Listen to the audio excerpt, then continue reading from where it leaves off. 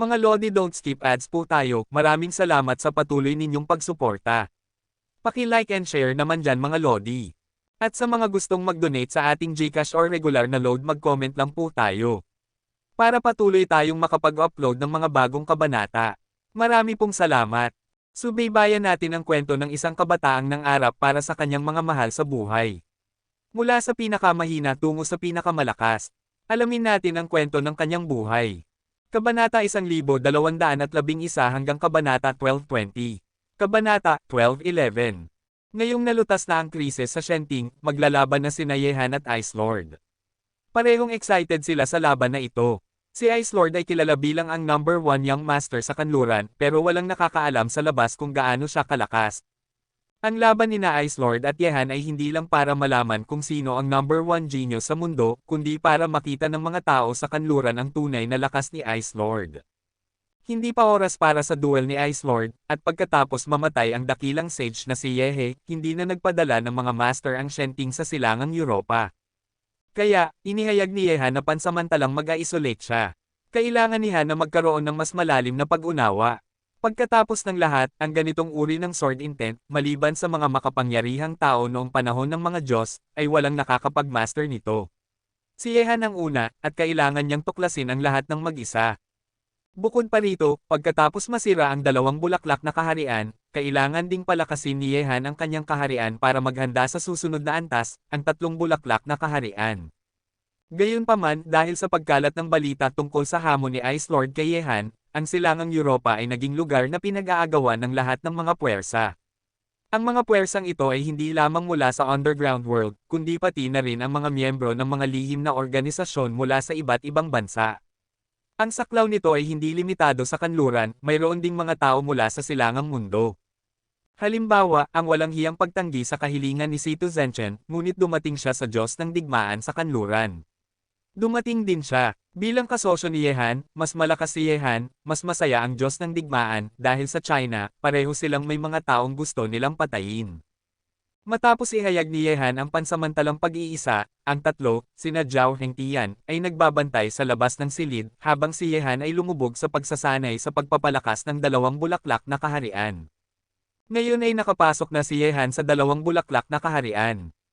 Kapag napalakas na ang kaharian, ang kanyang pag-unawa sa espiritu, enerhiya, at kaluluwa ay mapapabuti rin. Mas malalim ang pag-unawa na ito, mas madali para kay Yehan na masira ang tatlong bulaklak na kaharian sa hinaharap. Ang prosesong ito ay hindi nagtagal para kay Yehan. Matapos palakasin ang kanyang sariling kaharian, sinimulan niyang tuklasin at maunawaan ang sword intent ng buhay at kamatayan. Ang isang makapangyarihang tao, walang sinuman sa mga sumunod na henerasyon ang nakapasok sa larangang ito, at hindi alam ni Yehan kung paano linangin ang ganitong uri ng sword intent. Sinasabi ng kanyang intuition na bagaman ang sword intent na kanyang naunawaan ngayon ay napakalakas, ito ay panimula lamang, at ang sword intent ng buhay at kamatayan ay dapat na patuloy na mapabuti sa hinaharap, ngunit hindi pa rin alam ni Yehan ang paraan ng pagsasanay upang mapabuti ang sword intent ng buhay at kamatayan. Unti-unting lumubog ang isip ni Yehan sa dagat ng kanyang kamalayan, pinagmamasdan ng itim at puting anino ng espada sa kanyang dagat ng kamalayan. Sa anino ng espada na ito, naramdaman ni Yehan ang isang uri ng kapangyarihan ng buhay at kamatayan. Kapag nasa lakay ng ganitong uri ng kapangyarihan, ang isang tao ay agad na makakaramdam ng isang uri ng kawalan ng pag-asa na naglalakad sa gilid ng buhay at kamatayan, iniisip ang buhay at kamatayan. Sa pagmamasid sa sword intent ng buhay at kamatayan mula sa malapit, naapektuhan si Yehan ng kapangyarihan ng buhay at kamatayan, at ang kanyang isip ay naging hindi matatag, na para bang sa harap ng sword intent ng buhay at kamatayan, ang kanyang buhay at kamatayan ay kontrolado ng kalaban, at ang kanyang katawan ay hindi makakalaban. Bukod pa rito, nangyari ito nang hindi pa nai-activate ni Yehan ang sword intent ng buhay at kamatayan. Kapag ganap ng pinakawalan ang kapangyarihang ito, ang kawalan ng pag-asa na hatid nito sa kalaban ay mas nakakatakot pa. Sa ngayon, ang sariling lakas ni Yehan, maliban sa kapangyarihan ng Suzaku Sacred Flame at Yin Yang Double Beads, ay hindi pa ganap na na-develop. Ang nakakatakot na kapangyarihan ng ginto at sword intent ng buhay at kamatayan ang kanyang pinakamalakas na mga kasanayan sa pag-atake. Ang world-destroying swordsmanship ni Yehan ay hindi pa na-develop sa sukdulan. Gayunpaman, kahit na ang kapangyarihan ng Suzaku Sacred Flame at Yin Yang Double Beads ay hindi pa ganap na na-develop, at ang 9 Layers of Warfare at Thunderbolt Destroyer Swordsmanship ay hindi pa na-develop sa sukdulan, si Yehan ay may kumpiyansa at estado ng tatlong bulaklak na kaharian sa pamamagitan ng pag-asa sa sword intent ng buhay at kamatayan at ang kapangyarihan ng ginto. Kahit na hindi niya matalo ang isang master ng antas na ito sa isang laban, hindi mahirap para kay Yehan na umatras mula sa pag-atake ng isang master ng antas na ito. Sa lalong madaling panahon, 2 araw ang lumipas, at 1 araw na lang ang natitira bago ang appointment ni Taian. Lumabas si Yehan mula sa pag-iisa. Ginoong Ye, bukas na ang araw ng iyong laban kay Ice Lord. Kung susukitin ang distansya, dapat na tayong umalis ngayon patungo sa lugar ng laban. Nang marinig ang sinabi ni Gerd, tumango si Yehan at nakangiting sinabi, "Sige, pumunta na tayo, malamang nasa daan na rin ang lalaking iyon papunta sa laban, at hindi natin siya dapat paghintayin ng masyadong matagal." Ang Caucasus Mountains, na siyang hangganan ng Timog Europa at Kanlurang Asya, ay matatagpuan sa pagitan ng Black Sea at Caspian Sea. Matarik ang mga bundok. Sa hanay ng mga bundok na ito, mayroong mga mataas na taluktok. Ang pinakamataas na taluktok ay umaabot sa higit sa 3,000 metro ang taas at natatakpan ng nyebe sa buong taon. Ang lugar kung saan maglalaban sina Yehan at Ice Lord Taian ay nasa pinakamataas na taluktok ng Caucasus Mountains. Ang nyebe sa buong taon ay nagpaganda ng tanawin doon, at maraming mahilig sa pag-akyat ng bundok ang pumupunta sa bundok na ito bawat taon. Ngayong papalapit na ang laban ni Yehan at Ice Lord, maraming tao mula sa iba't ibang puwersa sa kanluran ang nagtungo rito, at syempre kasama rin dito ang mga tao mula sa silangang mundo. Sa pinakamataas na taluktok ng Caucasus Mountains, ito ay isang lugar na natatakpan ng nyebe at magaspang ang lupain. Sa sandaling ito, isa-isa nang lumilitaw ang maraming tao sa paligid ng taluktok ng bundok at hindi nila itinatago ang kanilang mga presensya. Bagamat sobrang lamig ng klima dito, para sa mga cultivator, ang lamig na ito ay walang anuman. Sa oras na ito, ang mga tao sa paligid ng bundok ay nakatingin lahat sa isang malabo na figure na mga 1 kilometro ang layo mula sa kanila. Ang taong ito ay nakasuot ng puti, at tila siya ay naging isa sa nyebe sa mundong ito. Kung hindi mo siya titingnan ng mabuti, mahirap siyang makita. Tumayo si Ice Lord Tin sa nyebe, may dalang ice bow sa kanyang likod, nakatingin sa kawalan sa kanyang harapan nang hindi gumagalaw, ang mga bumabagsak na snowflakes mula sa langit ay nahulog sa kanya, tinina ang kanyang mahabang gintong buhok ng puti, sa sandaling ito, siya ay parang isang elf na lumabas mula sa yelo at nyebe, gwapo at kakaiba. Naghihintay sa pagdating ni Yehan. Ang dalawa ay talagang nakatalaga na magkaroon ng laban na ito. Ang isa ay ang number 1 genius sa kanluran, at ang isa naman ay ang number 1 genius sa silangan. Ang kapalaran ng laban na ito ay nakatalaga na. Unti-unti, isang grupo ng mga tao ang lumitaw sa bundok na natatakpan ng nyebe. Sila ay isang grupo ng mga mukha ng mga Oriental. Mayroong mga 12 o 13 tao. Mukhang mga turista sila na nagpunta rito, at walang bakas ng pagiging makapangyarihan sa kanilang mga katawan. Maraming tao dito, ang mga Titans mula sa kanluran, ang pamilya Yas, ang hari ng mga Blackwater Mercenaries, at mga miyembro ng mga lihim na organisasyon mula sa iba't ibang bansa, mayroon ding mga tao mula sa Shenting. Isang middle-aged man mula sa silangan ang tumingin sa paligid, bahagyang ngumiti, at nagsabi.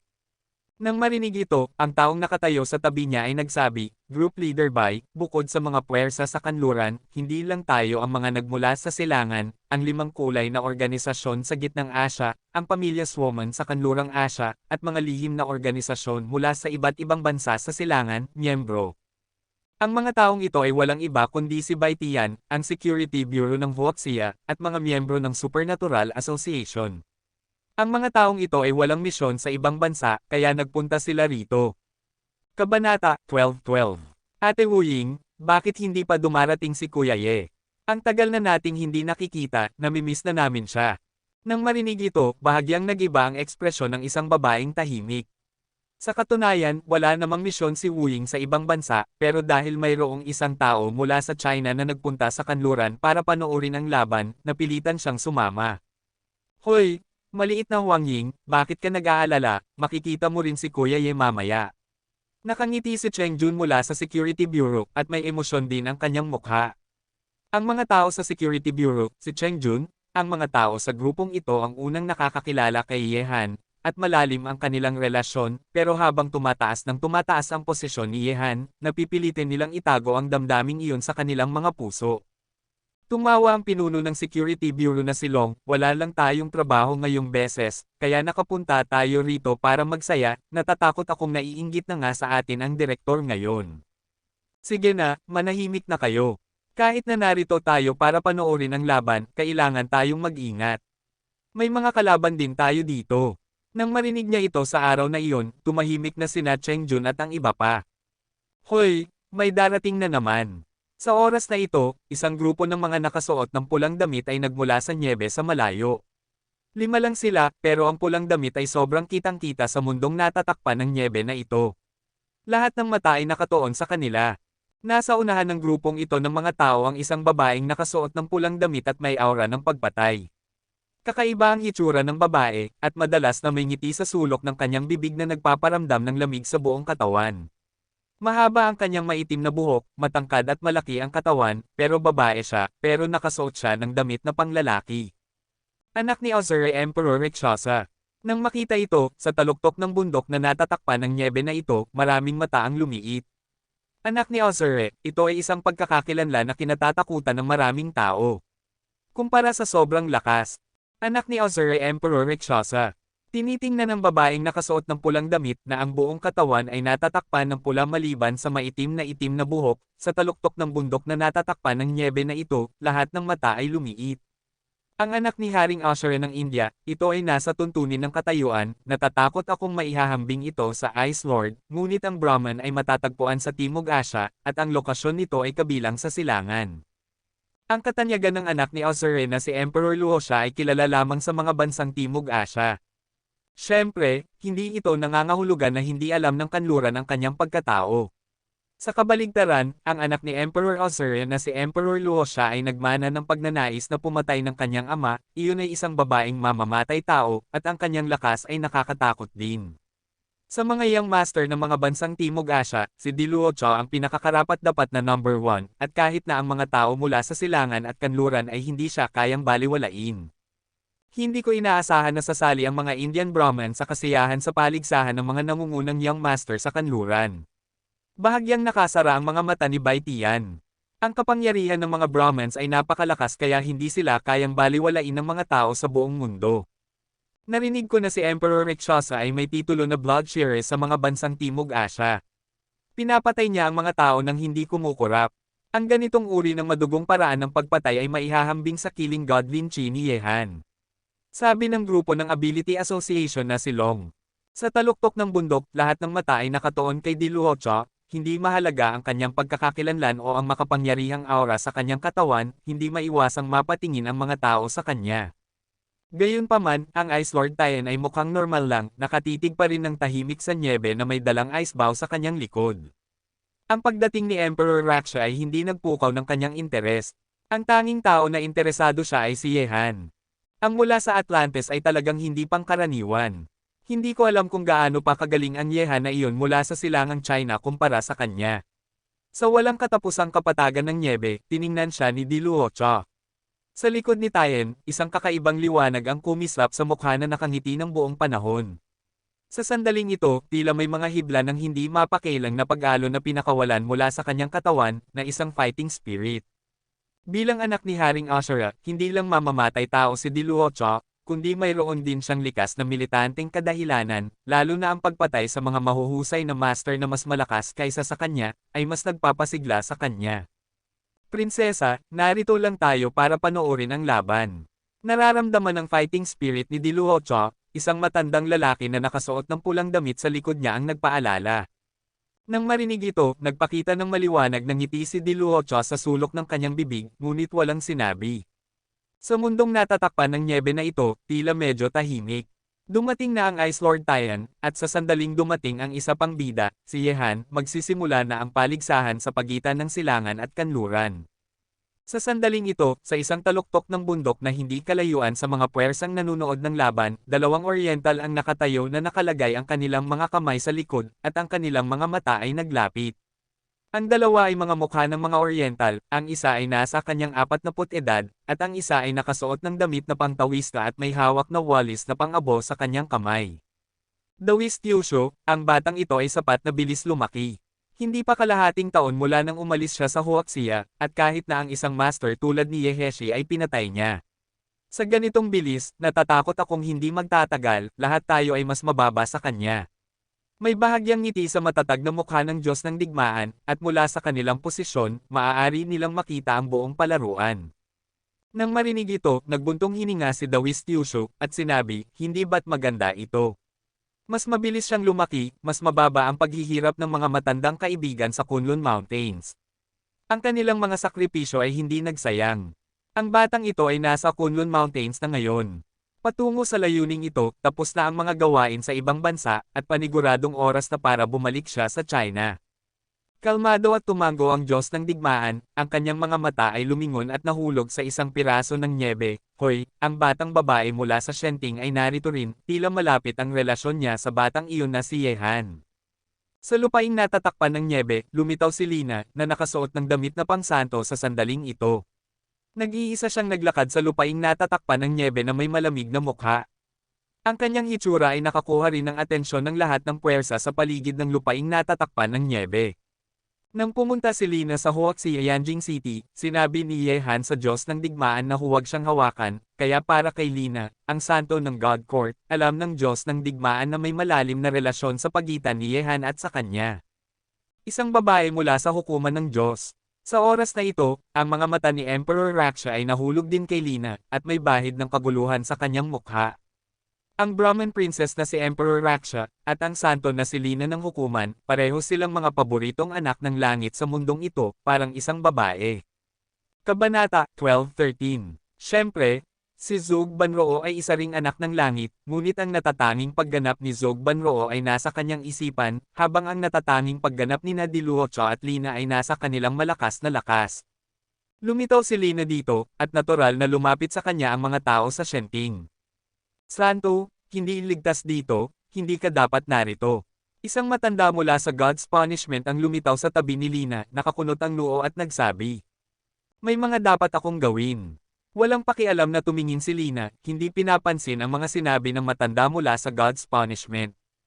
Gayunpaman, hindi nagtagal pagkatapos lumitaw si Lina, lumitaw ang isa pang bida sa paligsahang ito. Sa malayong kapatagan ng nyebe, pinangunahan ni Yehan sina Zhao Hengtian at ang tatlo, pati na rin ang mga pinuno ng apat na pangunahing puwersa, na naglakad sa kapatagan ng nyebe. Isang serye ng mga yapot ng iba't ibang kulay ang naiwan sa nyebe sa likod niya. Narito na si Yehan. Nang makita ito, sa mundong natatakpan ng nyebe na ito, lahat ng mata ay nakatuon sa grupong naglalakad sa nyebe. Si Yehan ay nasa gitna, nakasuot ng puting casual na damit, hawak ang longevity sword, ang kanyang gwapo na mukha ay kalmado at sobrang kalmado. Ate Wu Ying, tingnan mo, si Kuya Ye iyon, narito na siya. Ang masiglang boses ni Wang Ying ay narinig sa tainga ni Wu Ying, at sa sandaling ito, ang mga mata ni Wu Ying ay nakatuon na kay Yehan, siya sa pagitan ni Yehan at Yehan, matagal na silang hindi nagkita. Ngayon na nagkita ulit sila, mula sa gwapo na mukha ng isa, nakita niya ang isang bahid ng pagkahinog at katatagan na pinigilan sa sukdulan, tulad ng isang taong nakaranas ng mga pagbabago sa mundo. Ang mga mata ay mukhang nakakaawa. Alam niya na ang responsibilidad na kanyang pasan ay hindi maiisip ng mga ordinaryong tao. Gayunpaman, sa kabila ng mabibigat na responsibilidad, ang kanyang katawan ay matangkad at tuwid pa rin. Ang lahat ng uri ng paghihirap ay gagawing mas matanda lamang siya at hindi siya madaling susuko. Hehe, ang kaharian ng dalawang bulaklak, gaya ng inaasahan. Magkasalubong ang tingin ni na Junshen at Dawis Kyushu at ngumiti. Ang kakayahan ni Yehan na patayin ang anak ng dakilang sage na si Yeheshi ay nagpakita na ang kanyang lakas ay naiiba sa dati. Sa sandaling ito, nang dumating sina Yehan at ang iba pa, ang mga mata ng lahat ng puwersa ay nahulog sa kanila, kahit na si Tian, na nakapikit, ay binuksan ang kanyang mga mata sa sandaling ito, at isang ngiti ang unti-unting umakyat sa kanyang mukha. Ito ang Yehan ng China. Ngumiti si Diluosha, at ang kanyang makitid na mga mata ay naglabas ng mga sinag ng ningning. Ang tingin ni Lina ay nahulog din kay Yehan sa sandaling ito. Sa paglitaw ni Yehan, ang lamig sa kanyang nagyayelong mukha ay naging mas malakas, at dahan-dahan siyang lumabas, sinalubong sina Yehan at ang iba pa. Nang makita ito, sa kapatagan ng nyebe, ang mukha ni Yehan ay nagpakita ng isang komplikadong hitsura, ngunit hindi siya tumigil, at naglakad din patungo kay Lina.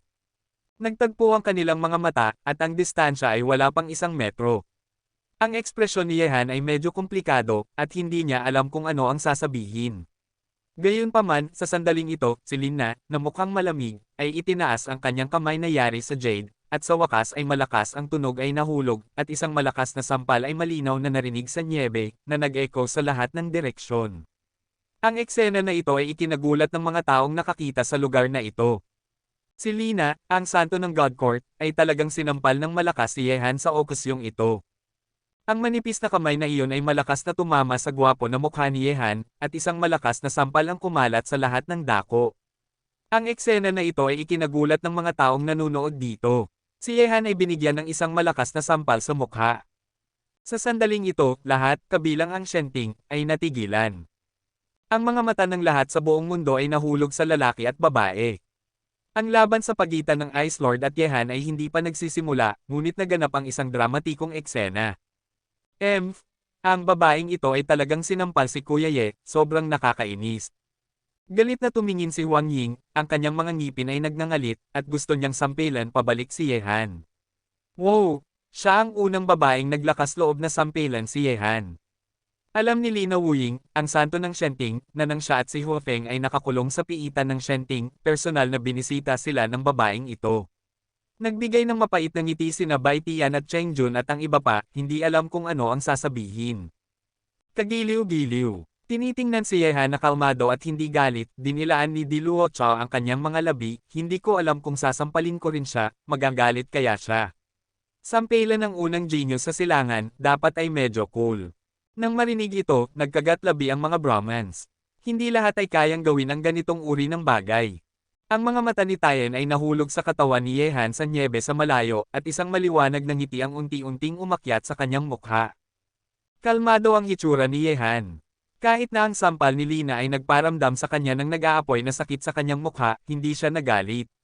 Maraming bagay ang kanyang ginawa upang pag-ipit ang babaeng ito noon, at kahit na siya ay nagmamay-ari sa kanya. Ngayon ay talagang galit na siya, tumayo. Walang pakialam ang ekspresyon ni Lina.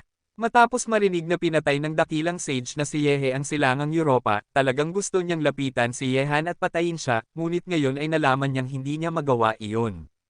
Ang espada na dapat ay hinugot, ngunit naging sampal, na malakas na bumagsak sa mukha ng lalaking nasa harap niya. Sa tabi ni Yehan, nang ang mga pinuno ng 4 na pangunahing puwersa ay tumingin ng nagtataka, isang kakaibang hitsura ang unti-unting lumitaw sa kanilang mga mukha, at tahimik nilang sinuri sina Yehan at Lina. Malamig ang hitsura ni na Zhao Hengtian at ang iba pa.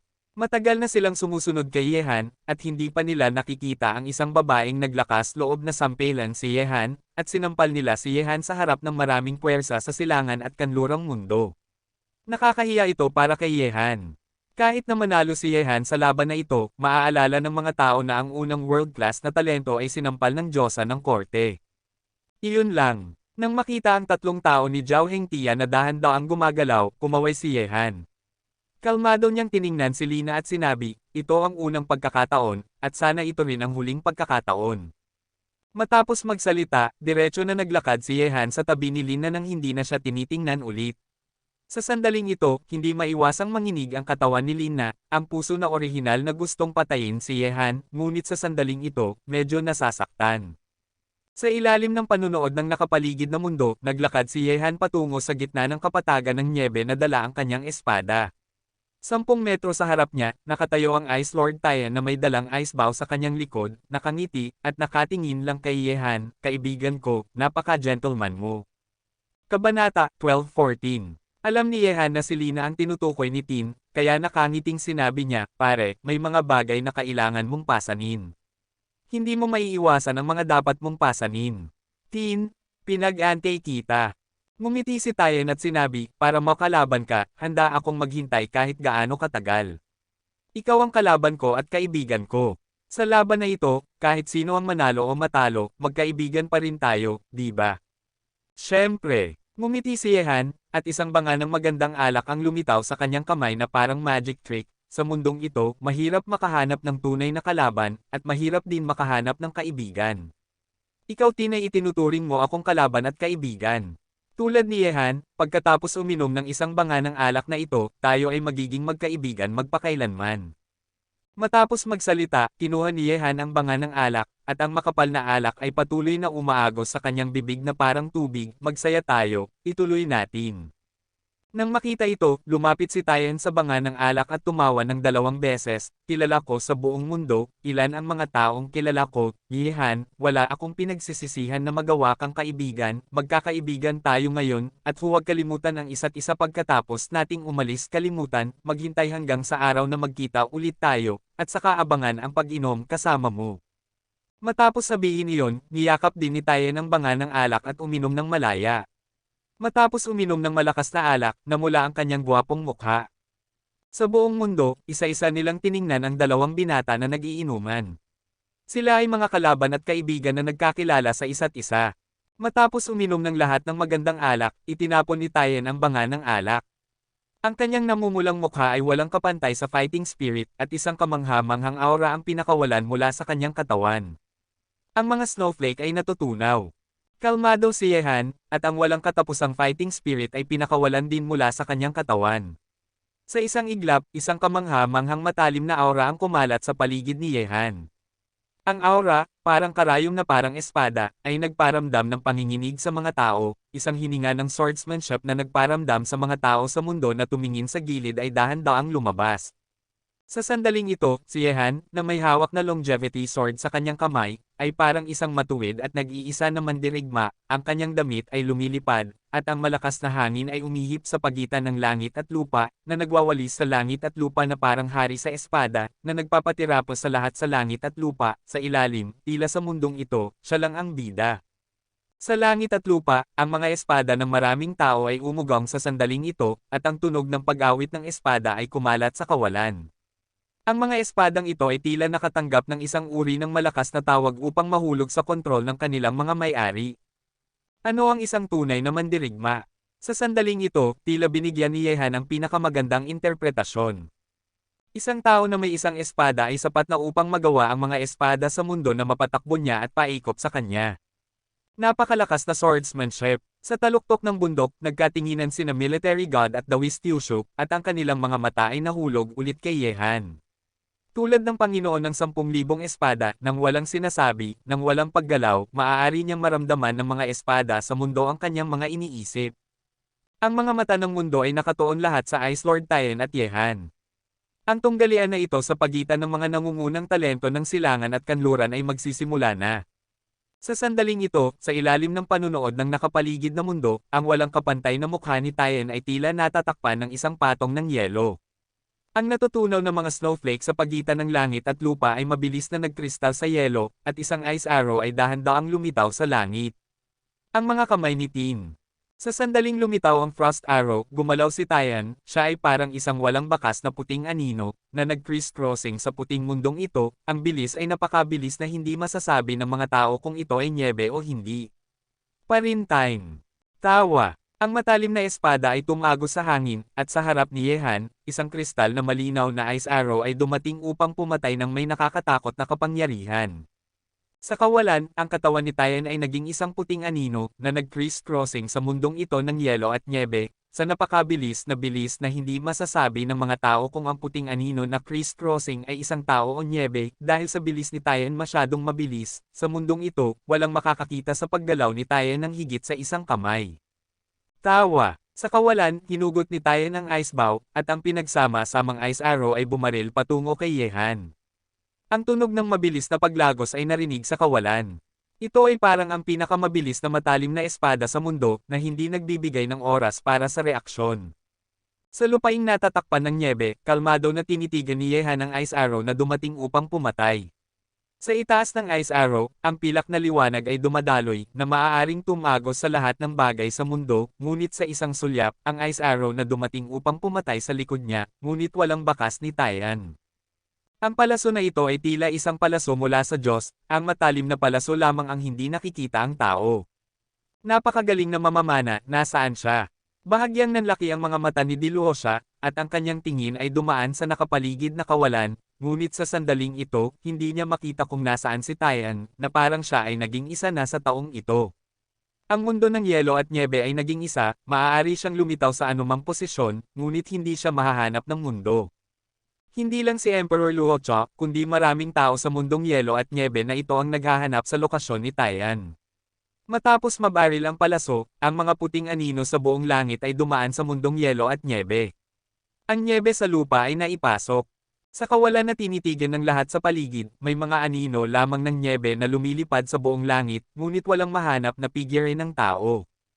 Gayunpaman, nang hinahanap ng lahat ang tiyak na lokasyon ni Taiyan, hinugot ni Yehan ang kanyang espada, at may isang clang, ang tunog ng pag-awit ng espada ay nag-echo sa buong langit, at ang matalim na pilak na liwanag ay dumaan sa kawalan, at ang target ay itinuro sa taong binaril ni Taiyan, ang isang palaso. Ang nakakatakot na espada ay napakabilis din, at ang nag-uumapo na aura ng swordsmanship ay dumaan din sa mundo. Lumipad si Yehan, at ang kanyang espada ay direktang pinaghati ang Frost Arrow.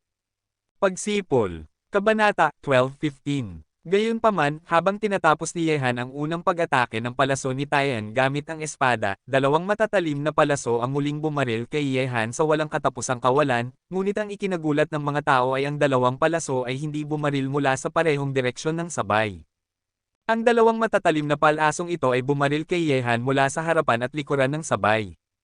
Ang kakaibang paraan ng pag-atake na ito ay ikinagulat ng lahat sa paligid na nakakita sa eksena na ito. Alam mo, si Yehan ay nakikipaglaban lamang kay Ice Lord, ngunit may mga matatalim na palaso na bumaril sa kanya ng sabay mula sa harapan at likuran ni Yehan, na nagpakita na ang bilis ng Ice Lord ay umabot na sa isang hindi maisip na antas. Sa mundo, maaari siyang gumalaw ayon sa gusto niya, at maaari siyang lumitaw sa anumang posisyon sa mundo gamit ang isang pag-iisip lamang. Ang bilis, bahagyang lumiit ang mga sulok ng mga mata ni Yehan. Ang bilis ni Taiyan ang pinakamabilis sa mga master na nakalaban niya hanggang ngayon. Maaari siyang lumitaw sa harap niya at sa likuran niya ng sabay, nang walang anumang pag-aatubili sa pagitan. Sa mundong may mga bumabagsak na snowflake, may mga pag-atake lamang, ngunit walang tao. Sa parehong oras, siya ay tinarget ng mga matatalim na palaso mula sa harapan at likuran. Sa sandaling ito, si Yehan, na nasa gitna ng pag-atake, ay tila walang magawa. Gayunpaman, kahit na mabilis ang bilis ng pag-atake ni Taiyan, hindi ito kasing bilis ni Yehan. Ang nag-uumapo na hininga ay bumaba mula sa langit. Sa mundong yelo at nyebe na ito, ang mga mahinang kulog ay nag-echo sa malayong langit. Sa susunod na sandali, bago pa man mahawakan ng dalawang matatalim na palaso ang katawan ni Yehan, isang kidlat ang bumagsak mula sa langit.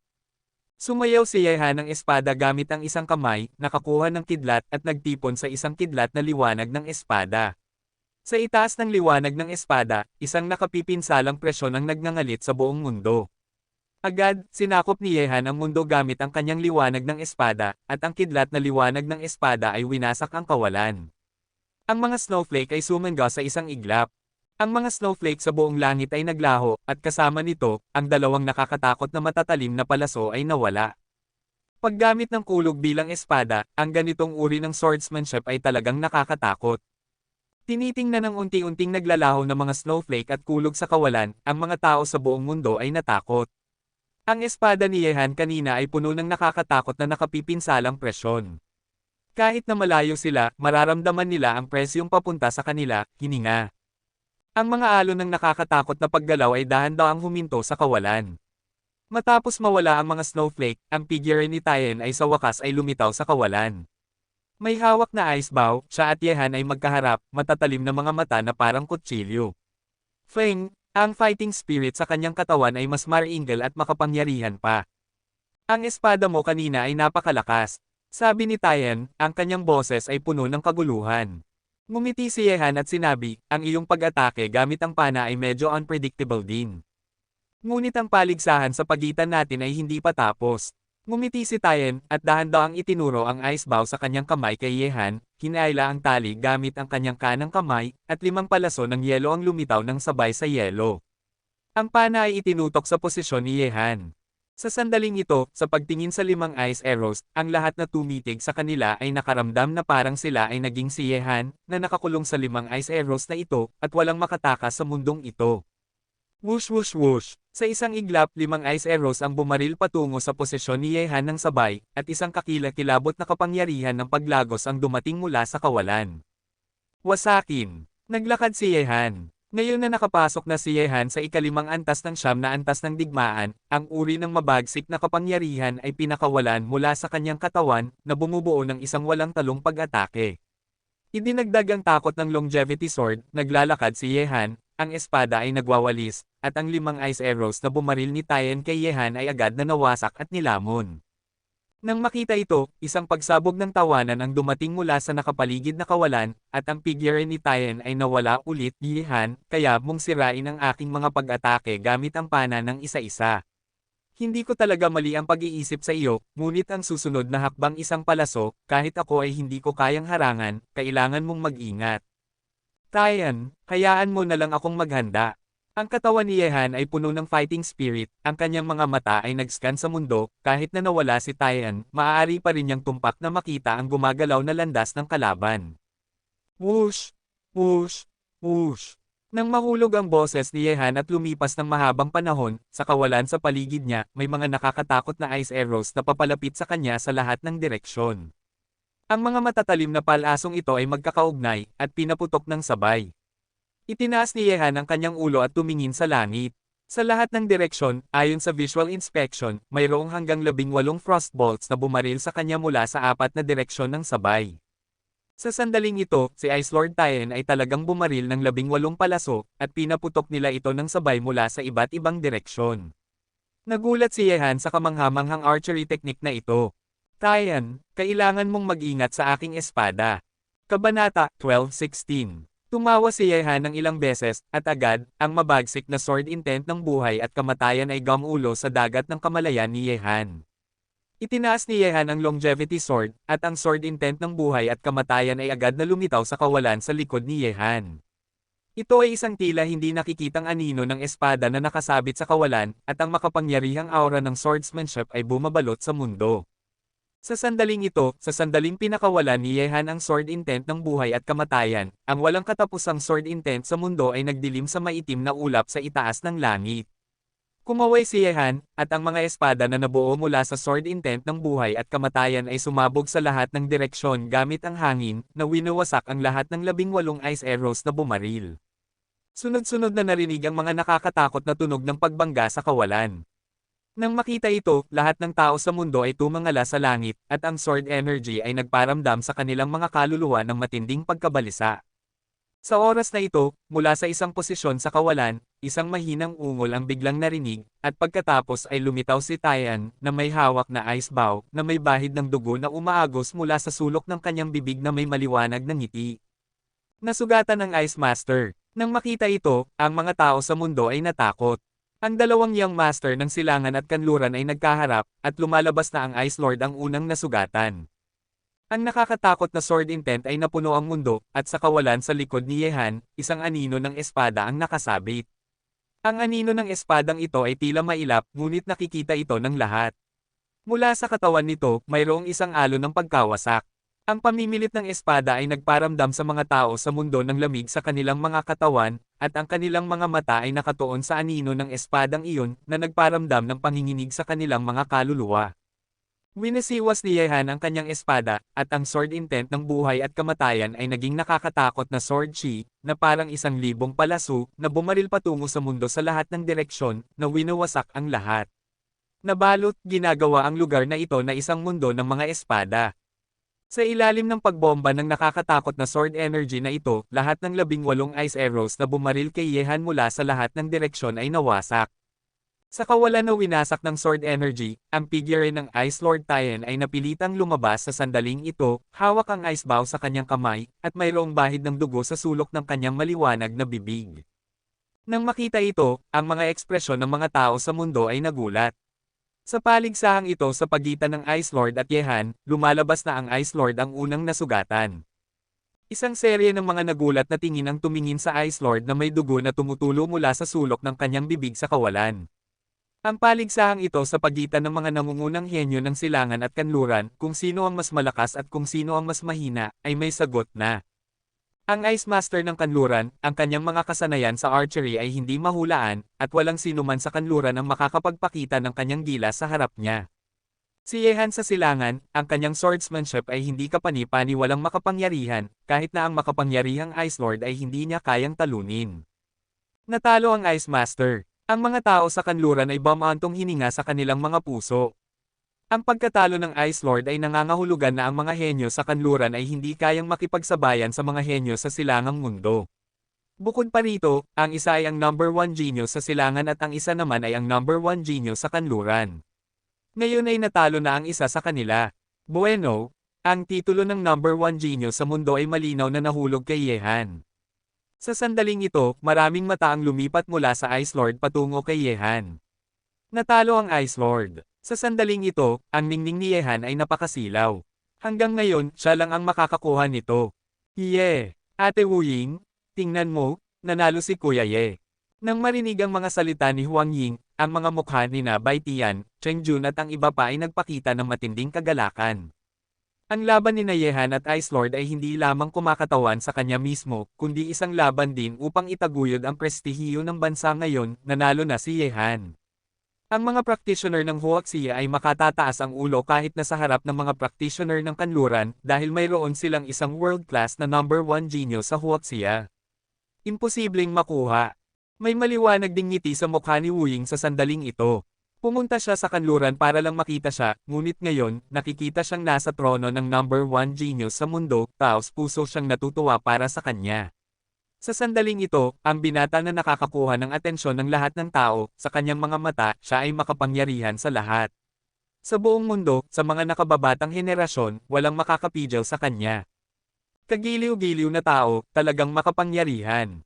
Lumiit ang mga mata ni Diluocho at tiningnan si Yehan sa kawalan. Mayroong isang duguan na aura na umaagos sa kanyang katawan, at mayroon ding isang pahiwatig ng kawalang kasiyahan sa magagandang mga matang iyon. Siya ay mapagdigma at mamamatay tao sa kanyang kalikasan, ngunit hindi siya madaling matatakot sa isang tao, kahit na ang kanyang ama, sa harap niya, ganito pa rin ang hitsura ni Diluocho, dahil ito sa kanyang likas na ugali. Hehe, kahit na nanalo si Ginoong Ye, mas panabik pa ito para sa atin. Sa ilalim ng pamumuno ng isang world-class na number 1 talent, ang ating alyansa ay papalapit ng papalapit sa pagsira sa Shenting. Gay may ngiti sa magaspang na mukha ni Red. Nang marinig ang kanyang sinabi, kahit na ang mga pinuno ng iba pang mga pangunahing puwersa ay hindi nagsalita, ang mga ekspresyon sa kanilang mga mukha ay nagpakita rin na sumasang-ayon sila sa mga salita ni Gerd. Ang batang ito, hindi mo kami binaygo. Sa taluktok ng bundok, ngumiti ang Diyos ng digmaan, at mayroong isang bahid ng pagpapahalaga sa kanyang matatag na mukha. Nang marinig ito, ang mga mata ni The Whist Yusho ay kumislap, at sinabi niya, Diyos ng digmaan, nalaman mo na ba? Ang espada niya kanina. Kumunat ang noo ng Diyos ng digmaan, at sinabi, napakalaki, ang ganitong uri ng nakakatakot na swordsmanship at katwiran ay maaaring magpasakop sa Wanjian at sugpuin ang lahat. Mukhang hindi ito isang ordinaryong pag-atake ng swordsmanship, maaari kaya? Maaari kaya ano? Tanong ni Dawis Kyushu. Maaari kaya na naunawaan na niya ang misteryo ng espadang iyon. Isang ningning ang sumilay sa mga mata ng Diyos ng digmaan. Nang siya ay nasa Kilian Mountain, ang longevity sword sa kamay ni Yehan ay maaaring maitaboy kahit na ang isang master na tulad ni Chanzan. Ito ay dahil sa longevity sword. Mayroong isang sword intent dito, ngunit sa paglitaw ng Nine Night Sage, ang longevity sword ay ganap na napigilan. Sabi ni Dawis Kyushu sa isang malalim na boses, kung tama ang aking hula, ito ay sword intent, ngunit mula pa noong panahon ng mga Diyos, walang sino man ang nakapasok sa larangang ito, kaya nitong gawin ng batang ito, ang number 1 genius sa mundo ay karapat-dapat. Tama iyon, tiyak na sword intent iyon. Tumanggaw si military god na sumasang-ayon, na may isang hitsura ng pagkagulat na dumadaloy sa kanyang mga mata. Mula noong panahon ng mga Diyos, si Yehan ay maituturing na unang mandirigma na nakauunawa sa sword intent. Ang tagumpay na ito ay walang kapantay. Sa itaas ng kawalan, sina Yehan at Tien ay magkaharap. Kabanata 12:17. Gayunpaman, sa pagtatapos ng isang paligsahan, pareho silang may mga ngiti sa kanilang mga mukha. Ang laban ay napagpasyahan na, at ang kalungkutan sa katawan ni Tien ay tila nawala na. Ang kanyang ngiti ay taos puso at nakakapagpahinga. Sa mundong ito, mayroong sa wakas isang kalaban na mas malakas kaysa sa kanya. Sa hinaharap, hindi na niya kailangang maramdaman ang kalungkutan at pag-iisa ng pagtayo sa tuktok. Kaibigan ko, binabati kita, natalo mo ako. Ngumiti si Tien, at ang pagkatalo kay Yehan ay magbibigay lamang sa kanya ng isang uri ng ginhawa, at hindi ito magpaparamdam sa kanya ng masama para kay Yehan. Natalo, ngunit ang kalungkutan ng pagtayo sa tuktok. Nakangiting sinabi ni Yehan, sa pagitan mo at ko, may palaging isa na mananalo, ako man o ikaw, ngunit ang panalo o pagkatalo ay hindi na mahalaga sa atin, ang laban na ito ay isang laban ng pagkakaibigan sa pagitan mo at ko, isang Ginoo at ang mga Ginoo ay nagkakaibigan sa parehong paraan, ang mga masasamang tao at masasamang tao ay nagkakaibigan sa parehong interes, pinarangalan ako na magkaroon ka ng kaibigan. Ha ha ha ha. Nang marinig ang mga salita ni Yehan, si Tayan, na napalaya mula sa matagal ng kalungkutan, ay tumawa ng ilang beses at sinabi. Itinuturing ng mga tao ang parehong interes bilang mga kaibigan, tatandaan ko ang iyong mga salita, sa pagitan mo at ko ay ang relasyon sa pagitan ng isang Ginoo at isang Ginoo, Yehan, binibigyan din kita ng isang pangungusap, ang mga damit ay hindi kasing ganda ng bago, ang mga tao ay hindi kasing tanda ng dati, inaasahan ang pagkikita sa hinaharap, ikaw sa pagitan ko, maaari pa rin tayong mag-usap ng martial arts tulad ng ngayon. Matapos sabihin iyon, tumawa si Tayen ng ilang beses, at umalis sa mundong yelo at nyebe na iyon na may dalang ice ball sa kanyang likod, naglalakad ng walang pakialam. Sa sandaling ito, si Tin, kahit na natalo siya, ay nanalo ng palakpakan ng mga tao sa paligid niya gamit ang kanyang asal. Natalo si Tayen, ngunit ang walang pakialam at walang pigil na paglalakad ng kalaban, at ang kanyang matapat at bukas na asal ay nanalo rin ng paghanga ng mga tao sa paligid niya. Ang isang tunay na mandirigma ay nanalo ng walang pagmamalaki, at sa pagkatalo ng walang pagmamadali. Ito ang tunay na mandirigma. Sa kanilang mga puso, hindi na sila nahuhumaling sa panalo o pagkatalo. Ito ay isang uri ng paghahangad na higit pa sa kaluwalhatian ng panalo o pagkatalo. Ang laban ni Yehan at Tayen ay natapos na. Sa mundong yelo at nyebe na ito, lahat ng puwersa ay tahimik na umalis. Hindi nagtagal, kakaunti na lamang ang mga taong makikita sa taluktok ng bundok na ito. Tiningnan ni Diluocho si Yehan ng may interes, at ang sulok ng kanyang bibig ay nakangiti ng may dugo. Winuwagayway niya ang kanyang pulang damit at umalis sa nyebe. Ang mga figure sa mundo ay unti-unting umalis, lumapag si Yehan sa tabi ni na Zhao Hengtian at ang iba pa, ang kanyang mga mata ay naglibot, umalis si Lina sa isang punto, ngunit ayos lang iyon, ang galit ng babaeng iyon sa kanya ay hindi lang para sa isang sandali, mawawala ito sa kalahating minuto. Sa oras na ito, si Tian Tian ay naglakad patungo kay Yehan kasama ang mga miyembro ng Security Bureau at ng Ability Association. Haha, Yehan, ang laban na ito ay talagang kapana-panabik. Ang unang world-class na talento ay nagmula sa ating huwaksiya. Mahirap na hindi maging excited. Naglalakad sa araw, sumabog siya sa pagtawa. Para sa ilan sa kanila, dumating si Yehan dito makita ka sa oras. Ngumiti si Yehan at sinabi, talagang matapang kayo. Kung manggahas kayong lumitaw dito ng hayagan, hindi ba kayo natatakot na panatilihin kayo ng mga tao mula sa ibang mga lihim na organisasyon? Hihi? Kuya Ye? Kasama ka rito? Sino ang mga ngahas na iwan tayo rito? Hawak ni Huang Ying ang braso ni Wu Ying, at nilangkisan ang kanyang dila kay Yehan ng may paglalaro. Ito nga ang kaso, kasama si Yehan dito, walang sino man ang mga ngahas na gumawa ng anumang bagay kay Bai Tian at sa kanyang grupo. Sino mang manggahas na gumawa ng isang bagay na walang ingat ay walang alinlangang magagalit kay Yehan, upang lapastanganan ang isang world-class na no. Isa ang galit ng isang henyo, hindi maraming tao ang nangangahas na gawin ito.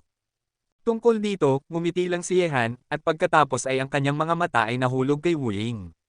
Matagal na silang hindi nagkita.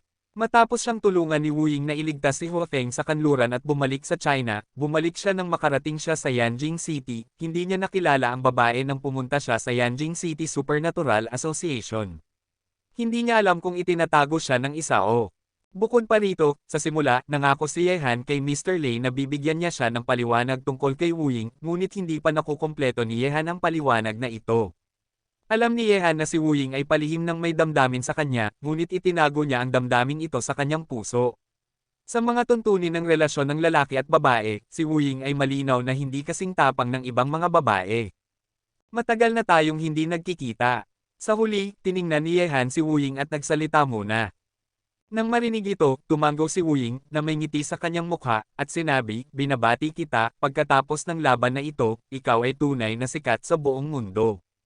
Bamantong hininga si Yehan, para sa akin, ang pagiging sikat sa buong mundo ay mas mabuti kaysa sa ligtas na pag-uwi. Nang marinig ang mga salita ni Yehan, lahat ay natahimik. Tungkol kay Yehan na napilitang umalis sa bansa, alam ng lahat na kung gusto ni Yehan na bumalik sa China, dapat siyang magkaroon ng kakayahang lumaban sa banal na lupain ng Kunlun. Maaari lang akong maglakbay sa ibang bansa sa buong buhay ko. Nakikita ko na ang iyong binata ay hindi na malayo sa layuning ito. Sa oras na ito, naglakad sina Army God at Daoist Master Yusho sa kawalan. Nang makita ito, sa araw na iyon, binati ng lahat sina Army God at Daoist Master Yusho. Si Army God ang boss ng kanilang boss, at si Daoist Master Yusho ay isang maalamat na figure sa Chinese martial arts. Sige, hindi ito ang bansa, hindi ninyo kailangang maging magalang sa akin.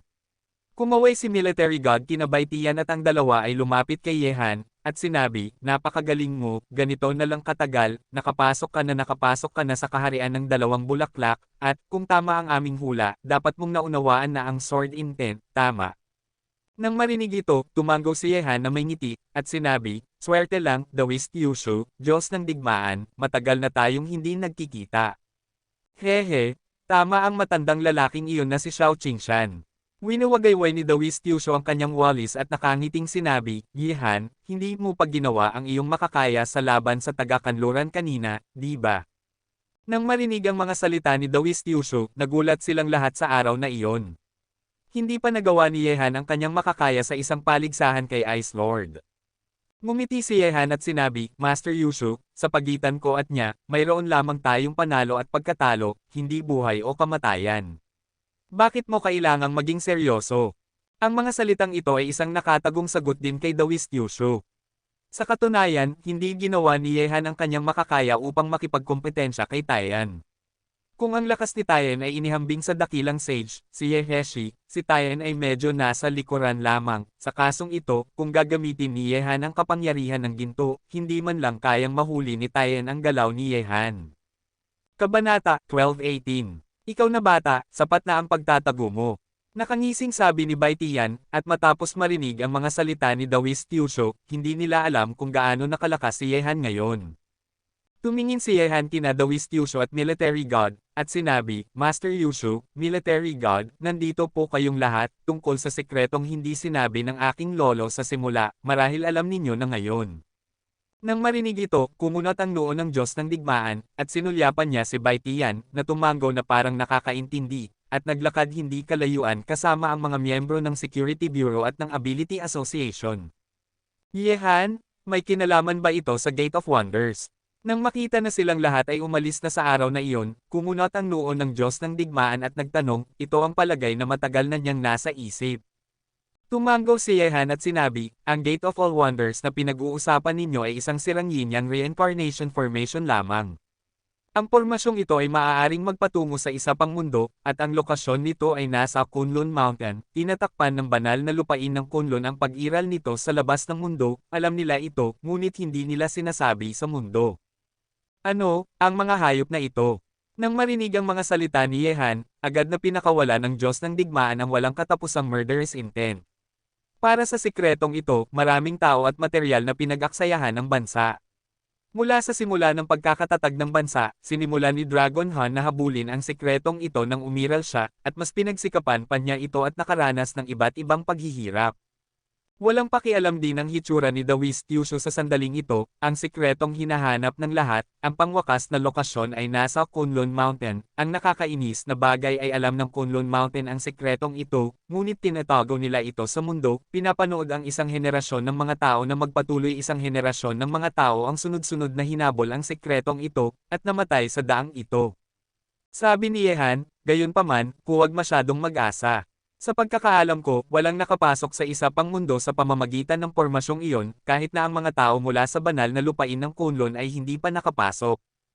Ang kinamumuhi ang banal na lugar na Kunlun, nilinlang nila ang mundo ng napakatagal. Malamig na umungol ang Diyos ng digmaan at sinabi, anuman, dahil alam na natin ang lokasyon, kailangan nating puntahan at tingnan mismo. Ang sikretong ito ay nakakaapekto sa mga taong hindi alam kung gaano karaming puso ng mga tao. Yehan, ngayon gusto kong malaman kung gaano katagal bago ka bumalik sa China. Nang marinig ito, nakangiting sinabi ni Yehan, Diyos ng digmaan, sinisiguro ko sa inyo na hindi ako babalik sa China hanggang sa magtipon ang 3 bulaklak. Kung hindi mo mararating ang kaharian ng 3 bulaklak, hindi ka na babalik sa iyong bansa. Nang marinig ang mga salita ni Yehan, natahimik ang Diyos ng digmaan. Naintindihan niya ang mga iniisip ni Yehan. Bago siya magkaroon ng lakas na lumaban sa banal na lupain ng Kunlun, kung magbabalik si Yehan sa bahay ng walang pag-iingat, haharap siya sa buhay at kamatayan. Hindi siya hahayaan ni June na maawa sa kanya.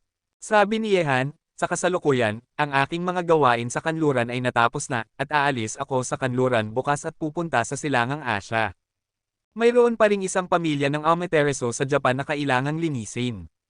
Matapos malutas ang mga gawain sa silangan at kanluran, maaari akong mag-concentrate sa pagre-retiro, hanggang sa pagbagsak ng 3 bulaklak na pagtitipon, Diyos ng digmaan, banal na lupain ng Kunlun, walang pagmamadali sa ngayon, at wala silang kinalaman sa pormasayon ng reincarnation ng Yin at Yang. Pag-aralan ng pormasayon ng reincarnation ng Yin Yang at pumasok sa isa pang mundo. Nang marinig ito, huminga ng malalim ang Diyos ng digmaan at sinabi kay Yehan. Totoo, wala sa mga master sa ating panig ang kanyang mga kalaban kung gusto mong harapin ang Nine-Night Sage Lord. Kung gusto mong harapin siya, ang iyong pag-asa ang pinakamalaki, ngayon ay nakarating ka na sa estado ng 2 bulaklak, gamit ang iyong talento at pag-unawa, hindi magtatagal upang maabot ang estado ng 3 bulaklak. Maliban, ang iyong lolo lamang, siguro Xiao at the West Yusho ang nakarating sa hakbang na ito, at kahit ako ay nasa tuktok pa rin ng yugto ng Three Flowers Realm. Naiintindihan ko. Tumanggo si Yehan, at sinabi, itago mo muna ang bagay na ito sa pormasayon ng reincarnation ng Yin Yang. Kung ito ay makalabas, marahil ang aking lolo at ang tamad na matandang lalaki ay magdurusa sa Kunlun Mountain. Maghintay hanggang sa araw na bumalik ako sa China, hindi pa huli ang panahon para ibalita ito. Sabi ng Diyos ng digmaan, Yehan, huwag kang mag-alala, bata, maliban sa 3 sa atin, walang magiging ika-4 na tao na malalaman ang bagay na ito. Kahit na sa mas mataas na awtoridad, ililihim ko ito sa ngayon. Hihintayin namin ang iyong pagbabalik sa bansa. Hindi nagtagal ang pag-uusap ni Yehan kina Army God at the West Yusho, at matapos umalis ang dalawa, nagtipon sila kay Yehan sa araw na iyon, ngunit ano ang pinag-usapan ni Yehan kina Army God at the West Yusho, lahat ay may bait hindi pinili na tanungin ito. Maraming bagay ang hindi nila dapat malaman, at ang mga dapat nilang malaman ay natural na ipaalam sa kanila. Matapos umalis sa Caucasus Mountains, napilitang pumayag si Yehan sa isang handaan sa ilalim ng pagiging malambot ni Huang Ying. Ang mga pinuno ng 4 na pangunahing puwersa ay napakaingat na umalis sa oras na ito, sina Zhao Hengtian at ang 3 ay hindi umalis. At ang pagkain ay tapos na, gabi na, sa araw na iyon ay kinaladkad nila ang ayaw na si Huang Ying palayo, dahil alam ng lahat na sa oras na ito, dapat ay ilaan ang oras para kina Yehan at Wu Ying. Sa mga lansangan sa ibang bansa, matapos ang hapunan, sinamahan ni Yehan si Wu Ying sa paglalakad. Ang dalawa ay nasa ibang bansa, at tila nakaramdam sila ng pag-aari sa isa't isa. Ang atmosfera sa pagitan ng dalawa ay tila medyo tahimik, at wala sa kanila ang unang nagsalita, na tila medyo hindi angkop sa masiglang eksena sa paligid nila. Ikaw. Gayunpaman, sa katahimikan na ito, sabay na nagkatinginan ang dalawa, ngumiti si Yehan at sinabi, mauuna ka na. Nang marinig ang mga salita ni Yehan, hindi alam ni Wu Ying kung ano ang sasabihin. Matapos ang isang sandali ng katahimikan, tinanong niya, kailan ka babalik sa China? Umiling si Yehan at sinabi, marahil ay matagal pa, marahil ay hindi na magtatagal, depende sa Diyos. Sa pamamagitan ng paraan, pupunta ka sa ibang bansa sa oras na ito, dahil ba mayroon kang misyon? Nang marinig ito, medyo namula si Wu Ying. Wala siyang misyon sa ibang bansa, at ang ilang mga miyembro ng Domestic Supernatural Association ay gustong pumunta, kaya sumunod din siya sa isang kakaibang paraan, ngunit hindi masagot ni Wu Ying si Yehan ng ganito. Gusto mo ako? Tinitingnan si Wu Ying na tahimik, kinuha na lamang ni Yehan ang paksa sa kanyang sarili. Hindi niya alam kung gaano katagal pa siya maghihintay para sa babaeng ito na magsalita tungkol sa bagay na ito. Nang marinig ang mga salita ni Yehan ng biglaan, lalong namula ang mukha ni Wu Ying, na para bang ang mga ugat ng kanyang tenga ay naiilawan ng apoy, medyo nawala siya sa sarili, biglang tinanong ni Yehan ang tanong na ito, talagang hindi niya alam kung paano sasagutin si Yehan Han, hindi pa siya magaling sa pagiging aktibo sa ganitong uri ng bagay. Nang makita ito, kinuha na lamang ni Yehan ang kanyang kamay sa pagkalito ni Wu Ying, at nakangiting sinabi, kung gusto mo, sasabihin ko na lang, at maaari ko ring ipaliwanag kay Mr. Lei, sabihin mo lang na ang kanyang apo, tingnan mo ako. Kabanata 12:19. Ang kapal naman ng mukha mo, sino ang may gusto sa iyo? Namula si Wuying at sinaman ng tingin si Yehan, ngunit hindi niya nilalabanan ang malaking kamay ni Yehan na humihila sa kanya. Sa kabaligtaran, nakaramdam pa rin siya ng matinding kasiyahan sa kanyang puso.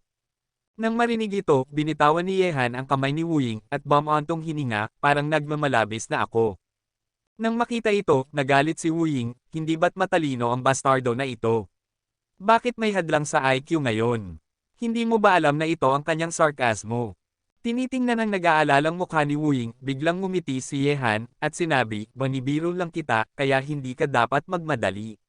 Maaaring ang isang babae ay talagang may gusto sa akin." Nang marinig ang mga salita ni Yehan, sinaman siya ng tingin ni Wuying, namumula at sinabi, "Tanungin mo ang aking lolo tungkol doon." Ngumisi si Yehan at sinabi, "Paano mo tatanungin ang matandang lalaki tungkol sa ganitong uri ng bagay, ngunit kahit na ang isang babae ay hindi gusto ako, hindi siya makatatakas ngayong gabi dahil nakapasok na siya sa lungga ng lobo.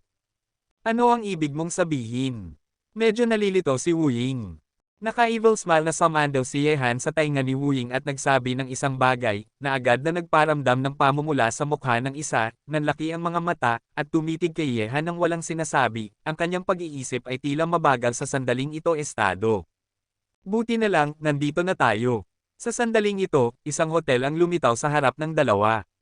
Hinailan ni Yehan si Wuying papasok sa hotel na may short-circuited na ulo sa sandaling ito. Sa prosesong ito, si Wuying ay sapilitang kinaladkad papasok ng isang lalaki, nang walang anumang pag-aalala sa mga mata ng paghamak at inggit sa paligid niya. Siyempre, sa katunayan, bagaman ang dalawa ay nagsama sa iisang kama ngayong gabi, walang nangyari sa pagitan nila, at ang pinakamalaking pag-unlad ay limitado sa pagyayakap at pagyakap. Ang relasyon sa pagitan ng lalaki at babae ay tila walang kamalayan, kayang sirain ni Yehan ang awkward na atmosfera sa pagitan ng dalawa. Maaga kinaumagahan, sa ilalim ng kakaiba at nagtatampo ng mga mata ni Wuying, ipinadala siya ni Yehan sa eroplano patungong China, at sa tanghali, umalis din si Yehan sa silangang Europa sa eroplano, patungo sa silangang Asya at Japan. Ang mga bagay sa kanluran ay pansamantalang natapos na. Ang Shenting ay ganap na nakastasyon na ngayon sa Timog Europa, at wala sa dalawang panig ang nagpapatuloy ng pakikipaglaban. Siyempre, hindi sasayangin ni Yehan ang oras dito sa oras na ito. Sa ngayon, ang pamilya Amaterasu sa Japan ay nawawala ang kanyang mga salita. Parehong hindi makakain ni Chi at Jahe. Iniabot ni Yehan ang mga bagay kay Zhao Hengtian at sa tatlo pa sa kanluran. Kasama ang mga pinuno ng apat na pangunahing kapangyarihan sa kanluran, kasama sina Zhao Hengtian at ang iba pa, kung hindi kikilos ang papa ng Shenting, walang sinuman sa Shenting ang makakaharap sa 5 beses, alyansa ng partido. Walang pagtutol ang mga pinuno ng apat na pangunahing kapangyarihan sa pansamantalang pag-alis ni Yehan sa kanlurang mundo. Pagkatapos ng lahat, may mga kaaway si Yehan sa silangang mundo na gustong kumilos siya mismo, at ang Shenting ay kasalukuyang nasa estado ng buong depensa. Ang kanilang 5 partido na alyansa ay kailangan lamang manood sa Shenting, hindi na kailangang gumawa ng isa pang hakbang, at ang pananatili ni Yehan sa kanluran ay pag-aaksaya lamang ng oras. Nag-iisa si Yehan na lumabas sa paliparan sa Tokyo, Japan. Sa gitna ng maraming tao, pagkatapos lumabas sa paliparan, agad niyang nakita si Chiyo Koga na naghihintay sa labas ng paliparan. Bago pumunta sa Japan, nagbigay ng abiso si Yehan ng oras ng kanyang pagdating. Ngayon, si Jahe Chenyo ay nakasuot ng itim na tights, kasama ang isang leather jacket, na nakatali ang buhok sa likod ng kanyang ulo, na mukhang napaka-capable. Inis kanya ang karamihan gamit ang walang pakialam na mga mata. Mabilis niyang nakita si Yehan, at agad na naglakad patungo kay Yehan. "Kung hindi ka pa darating, dapat nang umalis ang aking pamilya Koga at ang iyong mga tao sa Japan." Tinitingnan ng nakaka-relax na si Yehan, lumapit si Jaga Chenyo sa kanya at kalmadong nagsabi. Nang marinig ito, ngumiti si Yehan at sinabi, "Kahit na umalis ka sa Japan, may tiwala ako na babalik ulit ako. Ano na ang sitwasyon ngayon?" Sinundan ni Jahe Chenyo si Yehan, at sinabi, "Matapos mong sumali, nakakuha na tayo ng bentahe sa laban sa pamilya Iga, ngunit matapos ipadala ng pamilya Amaterasu ang maraming master para sumali, nawala na ang ating bentahe, nakaharap ang mga pamilya Iga at Amaterasu ngayon, ang ating mga tao ay nasa passive defensive state, kung magpapatuloy ito, sa palagay ko ang ating lakas ay mawawasak nila ng paunti-unti sa loob ng ilang araw." Sabi ni Yehan, ilang nangungunang eksperto ang ipinadala ni Yihei at Amaterasu. Dalawang primary shinobi picks, sabi ni Jahe Chenyo, ito ay dahil sa pag-iral ng dalawang master na ito na ang mga tao sa ating panig ay hindi makatiis, at bukod sa dalawang master na ito, ang pamilya Amaterasu ay mayroon ding may mga master na hindi pa naipadala, at ngayon ay nakakaranas tayo ng maraming pressure, sa sandaling lumabas ang lahat ng master ng kalaban, wala na tayong pagkakataon na manalo. Dalawang pick shinobi sa unang antas. Ngumiti si Yehan, kung hindi ako nagkakamali, ang dalawang ito ay mula sa pamilya Iga at pamilya Amaterasu, tama. Tumango si Koga Chiyo, at sinabi, ang ating pamilya Koga at ang pamilya Iga ay halos pareho ang lakas, ngunit ang pamilya Amaterasu ay may dalawang elementary level shinobi peaks, isang mid-level shinobi peak, at isang elementary level shinobi peak. Ang Peak Ninja Master ay sumunod kay Amaterasu 13 patungong Timog Silangang Asya, at ang isa pa ay sumali sa pamilya Iga upang salakayin ang ating pamilya Koga, ngunit ang pamilya Amaterasu ay mayroon ding mid-level shinobi peak, at siya ay isang malaking banta sa atin. Banta, sabi ni Yehan na may masamang kurba sa sulok ng kanyang bibig, marahil sila ay isang banta noon, ngunit ngayon, tayo ang kanilang pinakamalaking banta. Nang marinig ito, sinulyapan ni Jahe Chenyu si Yehan ng may pagtataka, at sinabi, maaaring kaya sigurado ka na makakaharap sa mid-level shinobi master ni Amaterasu. Malalaman mo kung sigurado ka na kaya mo ito. Mahinang ngumiti si Yehan. Kahit na ang dakilang anak na si Yeeshi ay papatayin ng kanyang espada. Ang pagpatay ay pantay ang lakas, at maaaring mas mababa pa sa kalaban. Ang pagharap sa ganitong master, magiging banta ba ito kay Yehan? Medyo nalilito si Jahe Chenyo. Kahit na alam niyang pinatay ni Yehan si Yeheshi, ang dakilang anak ng Shenting sa kanluran, at nanalo ng titulo ng world-class na number 1 genius, wala siyang tiyak na konsepto. Wala siyang ideya kung gaano ito kalakas. Matapos sumakay sa kotse na minamaneho ni Koga Chiyo, ang dalawa ay nagtungo sa Kobe, ang tirahan ng pamilya Koga. Sa ngayon, ang Kobe ay ang lugar kung saan naglaban ang tatlong pangunahing pamilya ng Koga, Iga, at Amaterasu. Sa lugar na ito, halos araw-araw may mga laban palagi, ngunit ang mga awtoridad ay hindi nakikialam sa ganitong uri ng mga bagay. Ikaw lang ba ang pupunta sa Japan sa oras na ito? Tanong ni Chiyo Koga mula sa driver's seat, tinitingnan si Yehan na nagpapahinga na nakapikit ang mga mata. Kabanata 12:20. Minulat ni Yehan ang kanyang mga mata, tiningnan si Jahe Chenyo, at sinabi, nakarinig ka na ba ng isang pangungusap, ang mga sundalo ay hindi tungkol sa bilang, ngunit sa kasanayan, ang mga general ay hindi tungkol sa tapang, ngunit sa estratehiya. Ngunit sa palagay ko, ang dalaga ng iyong pamilya Jahe ay malinaw na hindi ka magaling maging isang general, at ang mga buntot sa likuran ay kasama natin ng halos 10 minuto, at hindi mo pa rin napansin. Nang marinig ito, ang mga mata ni Jahe Chenyo ay nanlamig, at sinulyapan niya ang rearview mirror. Sa likuran nila, mayroong ilang mga itim na sasakyan na sumusunod sa kanila mula sa malayo, hindi sila nalalampasan o napapalayo sa likuran. Magmaneho ng maingat, kikilos sila ng natural kapag alam na nila kung paano kumilos. Walang emosyong sabi ni Yehan. Ang mga mata ni Chiyo Koga ay kumislap ng murderous intent, at sinabi niya, mukhang may sumusunod sa akin nang lumabas ako. Ang mga taong ito ay tiyak na mula sa pamilya Iga o pamilya Amaterasu. Sabi ni Yehan, magpatuloy sa pagmamaneho, dahil nahuli na nila tayo, tiyak na sasalakayin nila tayo sa isang lugar. Tahimik na tumango si Jahe Chenyo, at nagpatuloy sa pagmamaneho. Matapos magmaneho ng higit sa kalahating oras, ang kanilang mga sasakyan ay nakapasok na sa isang lugar na may kalsada. May ilang mga gubat sa magkabilang panig ng kalsada. Sa kalsadang ito, kakaunti makakakita ka ng mga sasakyan na pumapasok at lumalabas, at ito ang tanging daan patungo sa Kobe. Sa likuran ni Yehan at ng iba pa, ang mga itim na sasakyan ay sumusunod pa rin sa kanila mula sa malayo. Sumulyap si Yehan sa labas ng bintana ng kotse at nakangiting sinabi, ang lugar na ito ay angkop para sa isang pagtambang, tila magsisimula na ang magandang palabas. Tunay nga, matapos magmaneho si Chiyo Koga ng kotse nang wala pang 1 kilometro, 5 master na nakasuot ng damit na ninja ang lumitaw sa kalsada sa harap nila na hamarang sa kanilang daan. Nang makita ito, dahan-dahang pinatigil ni Chiyo Koga ang kotse, at walang pakialam na sinabi, miyembro ito ng pamilya Iga, at kahit na ang nag-iisang Shinin Master ng pamilya Iga ay naipadala na. Nang marinig ito, malamig na ngumiti si Yehanhan, at sinulyapan niya ang likuran. Ang mga itim na sasakyan ay huminto na sa likuran nila sa sandaling ito, at ilang ninja master ang bumaba mula sa mga sasakyan, lahat ay may hawak na kamay. Nakasuot ng katana. Dahil ang lahat ay napakabait, bumaba tayo at magkita-kita. May pang-uuyam sa sulok ng bibig ni Yehan, binuksan niya ang pinto ng kotse at bumaba. Bumaba rin si Jahe Chenyu sa kotse, at ang dalawa ay sabik na hinaharangan ang kanilang daan, Ninja Master. Koga Chiyo, ang pag-alis sa Kobe ang pinakamasamang desisyon na nagawa mo. Upang maalis ka, ang pinakanatitirang henyo ng pamilya Koga, ako, si Kazuo Yamamoto, ay kailangang gawin ito mismo.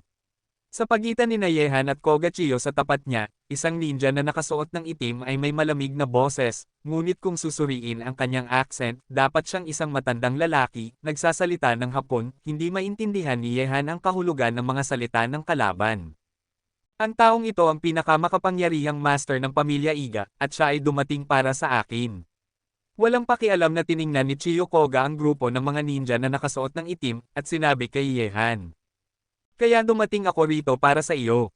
Mahinang ngumiti si Yehan, naisip niya na ang kalaban ay agad na nalaman ang balita na pupunta siya sa Japan ng mag-isa. Ayaw mong manood lang, di ba? Sinulyapan ni Jahe Chenyo si Yehan. Ngumiti si Yehan at sinabi, kung kaya mo silang harapin ng mag-isa, gusto ko talagang manood lang. Patayin mo sila para sa akin. Sa sandaling ito, malamig na umungol si Kazuo Yamamoto, at matapos niyang magbigay ng utos, higit sa 10 ninja ang lumipad patungo sa kanila na may mga samurai sword sa harap ni Yehan at ng iba pa. Iwanan mo sa akin ang mga taong ito. Ang mga mata ni Jahe Chenyo ay malamig na kumislap, at isang samurai sword na may haba na mga 30 sentimetro ang agad na lumitaw sa kanyang kamay. Ang liwanag ng espada ay kumislap sa kanyang kamay, at isang pilak na liwanag ang kumislap sa hangin, at pagkatapos, isang ang ninja na sumugod na kay Koga Chiyo ay pinatay niya sa lugar. Ang babaeng ito ay pumipili lamang ng malambot na peras, at iniiwan sa akin ang mga matigas. Walang imak na umiling si Yehan, at pagkatapos ay ang kanyang mga mata ay nahulog sa Shinobi Master, na tila hindi pa nakikilala ang kanyang pagkakakilanlan. Para kay Yehan, wala man lang pakialam ang Ninja Master na iyon, at iniwan ni Chiyo Koga ang Kobe ng mag-isa. Ito ay isang magandang pagkakataon para sa kanilang pamilya Iga na maalis si Chiyo Koga. Naramdaman ng kawalang pakialam sa mga mata ng Shinobi Master na ito, medyo nagulat si Yehan. Kilala na siya ngayon bilang number 1 genius sa mundo, ngunit sa mga mata ng kalaban, tila itinuturing siyang hangin. Naglakad si Yehan ng may kalmadong ekspresyon, at dumiretso sa Shinobi Master na nakasuot ng damit na ninja. Baga, nang makita si Yehan na naglalakad patungo sa kanya, ang Kamejinan Master na malamig na nanunood kay Jahe Chenyo ay nanlamig ang mga mata, at humiwa patungo kay Yehan gamit ang isang kutsilyo. Ang kutsilyo ay mabilis at mabagsik, hindi problema ang pagpatay sa mga Tianin Master sa loob ng ilang segundo. Gayunpaman, ang Ninja Master na ito ay nakalaan na magbayad para sa kanyang pagkukulang sa pagtaya, dahil ang kanyang kalaban ay si Yehan. Nang ahas kang lumabas at pumatay ng mga tao gamit ang maliit na kakayahang ito. Malamig na ngumiti si Yehanhan, at agad niyang nakita ang kanyang dalawang daliri na magkadikit, at isang sword intent ng buhay at kamatayan ang sumabog mula sa kanyang dalawang daliri. Ang sword energy na ito ay hindi nakikita at hindi nakikita, ngunit nang maharap ang mabilis at mabagsik na kutsilyo ng Kamejinan Master, isang nakakabinging tunog ng pagsabog ang agad na nailipat. Nagulat ang itsura ng Shinobi Master. Sa sandaling ito, bigla siyang nakaramdam ng isang kakilakilabot na puwersa na sumalakay sa kanyang katawan sa pamamagitan ng kanyang katana, at ang puwersang iyon ay nagparamdam sa kanyang katawan na umatras ng paunti-unti sa lupa. Baga, ikaw ay mula sa Huaxia, sino ka? May hawak na samurai sword sa kanyang kamay ang Shinobi Master, at ang kanyang malamig na mga mata ay tumitig kay Yehan ng malapit, na may murderous intent. Kanina ay hindi niya pinansin ang binata na ito, matapos kumilos ang kalaban, napagtanto niya na ang lakas ng binata sa harap niya ay hindi maisip. Nang marinig ito, ngumiti si Yehan at sinabi, sasabihin ko sa iyo syempre kapag namatay ka na. Pagkatapos ng lahat, ang katawan ni Yehan ay biglang gumalaw, at ang napakabilis na bilis ay nagdala ng mga after images na hindi nakikita sa hangin. Gamit ang kanyang kamay sa halip na isang espada, ang kanang kamay ni Yehan ay nagpakawala ng isang maliwanag na aura ng espada. Isang sword chi ang tumama sa katawan ng Shinobi Master na si Kazuo Yamamoto. Hindi maganda.